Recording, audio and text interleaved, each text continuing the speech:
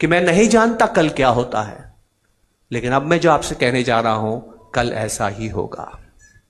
और ये भविष्यवाणी नहीं कर रहा हूं, ये आकाशवाणी कर रहा हूं।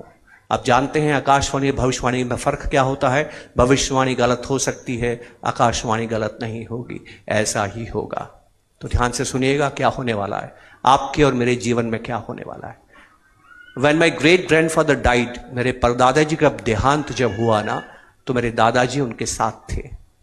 जब मेरे दादाजी का देहांत हुआ, मेरे पिता उनके साथ थे। जब मेरे पिता का देहांत हुआ, मैं उनके साथ था। लेकिन जब मेरा समय आएगा, बिल्कुल जरूरी नहीं है कि मेरा बच्चा मेरे साथ होगा। मैं तो फिर भी ठीक हूं, हो सकता है मेरा बच्चा मेरे साथ हो, मेरे बच्चे के साथ तो बच्चा होगा ही नहीं। दुनिया में बच्चे कम हो रहे हैं साहब। पिछले 3 साल से हिंदुस्तान में भी बच्चे कम हो रहे हैं। जिन बच्चों ने फर्स्ट क्लास में एडमिशन लिया है 2024 में, वो 2023 से कम है। और जिन बच्चों ने 2023 में एडमिशन लिया है, उन बच्चों से 2022 के बच्चे ज्यादा हैं। पिछले 3 साल से लगातार हिंदुस्तान में बच्चे कम हो रहे हैं। से बच्चे फॉरेन में अब जाते हैं, पहले नहीं जाते थे। वो फॉरेन क्यों जाते हैं? क्योंकि फॉरेन में बच्चे पहले ही खत्म हो गए हैं। वो अपने देश चलाने के लिए आपके बच्चों को ले जाते हैं।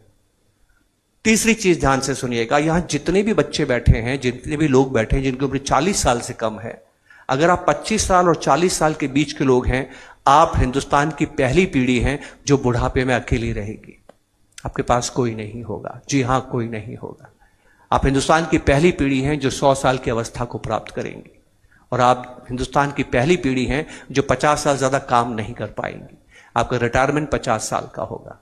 आपकी कमाई 45-50 साल में खत्म हो जाएगी और आपको जीना है 100 साल तक, वो भी अकेले।